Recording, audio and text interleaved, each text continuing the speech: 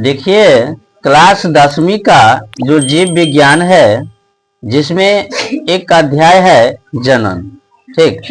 और इसके अंतर्गत आज हम जानेंगे कि नर जनन अंग के बारे में, ठीक है। जब जनन अध्याय है तो नर जनन अंग क्या है उसके बारे में जानेंगे, आखिर उसमें क्या सब भाग होता है ना। चलिए देखिए, नर जनन अंग में सबसे पहले क्या होते हैं, वृषण होते हैं, है ना। और ये केवल पुरुष में होते हैं। किस में होते हैं? पुरुष में। देखो, जनन जो है दो प्रकार का होता है, एक लैंगिक और एक अलैंगिक जनन होता है ना। तो सबसे पहले क्या है, वृषण है। चलिए तो जानते हैं कि आखिर नर जनन अंग में कौन कौन से भाग है और क्या सब, ठीक है। चलिए, सबसे पहले क्या है, वृषण, ठीक। और ये जो होते हैं यह पुरुष में होते हैं, ठीक है। यह पुरुष का सबसे प्रमुख जनन अंग है। क्या है? सबसे प्रमुख जनन अंग है। नर युग्मक शुक्राणु, क्योंकि जो शुक्राणु बनते हैं जो जनन के लिए अत्यंत आवश्यक है, वो किसमें बनता है? वृषण में बनता है, ठीक है। और इसी में बनते हैं। पुरुष में दो अंडाकार वृषण होते हैं, ठीक है। पुरुष में क्या होते हैं? दो अंडाकार वृषण पाए जाते हैं और यह सबसे महत्वपूर्ण जनन अंग है, ठीक। दूसरा देखिए, दूसरा है अधिवृषण। यह एक लंबी नालिकाएं हैं जो कुंडलित और कसी हुई नालिका के रूप में वृषण भीतरी किनारे से चिपकी होती है ना। यह कुंडलित होती है, ठीक है। और यह एक नालिका है जो लंबी होती है और किससे जुड़ा होता है? तो वृषण के भीतरी किनारों से क्या होता है? चिपकी होती है ना, यानी कि जुड़ा होता है यह नालिका। कौन?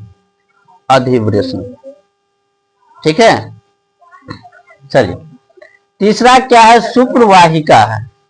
शुक्रवाहिका क्या होते हैं? यह देख, यह करीब 25 सेंटीमीटर लंबी होती है ना।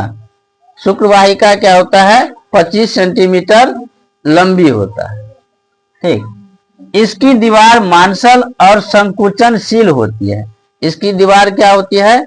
मांसल होती है और संकुचनशील होती है, ठीक। दोनों शुक्रवाहिका वृषण के पीछे से इसके समांतर से आगे बढ़ते हैं और दोनों शुक्रवाहिका जो होते हैं वह वृषण के पीछे से इस समांतर में आगे बढ़ते जाते हैं, ठीक है। ठीक है। चौथा क्या है, स्खलन नली। यह दो छोटी नालिका है जो शुक्रवाहिका तथा शुक्राशय की नालिका के जुड़ने से बनते हैं, है ना।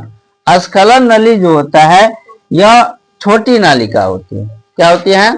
छोटी नालिका होती है जो शुक्रवाहिका और शुक्राशय इन दोनों नालिका के जुड़ने से बनती है, जहां पे शुक्रवाहिका और शुक्राशय की नालिका जुड़ता है ना, मिलता है। दो स्खलन नालियां पुरस्थ ग्रंथि में प्रवेश करते हैं, है ना। जो स्खलन नालियां होते हैं वह पुरस्थ नलियों में क्या करते हैं? प्रवेश करते हैं, ठीक है। चलिए, पांचवा है मूत्र मार्ग, ठीक। यह एक लंबी मांसल नली होती है। यह एक लंबी मांसल नली होती है। इसमें दो सहायक ग्रंथि होते हैं। इस मूत्र मार्ग में दो सहायक नली होते हैं, ठीक है। क्या सब होते हैं? तो पुरस्थ ग्रंथि और कॉपर ग्रंथि, है ना। इसमें दो होते हैं, ऑब्जेक्टिव के लिए भी याद रखना, ठीक। सहायक नली है। इसके बाद मूत्र मार्ग नीचे की ओर जाता है। छठा क्या है? शीशन, ठीक। शीशन यह एक मांसल बेलनाकार रचना है जो पुरुष का मैथुन अंग होता है ना। पुरुष का मैथुन अंग कौन होता है? शीशन होता है। यह वृषण कोश के बीचों बीच होते हैं। शीशन का कार्य निषेचन के लिए शुक्राणु को स्त्री की योनि में पहुंचाना होता है ना। शुक्राणु को स्त्री की योनि में पहुंचाना किसका काम है? शीशन का काम, ठीक है। तो यह थे नर जनन अंग।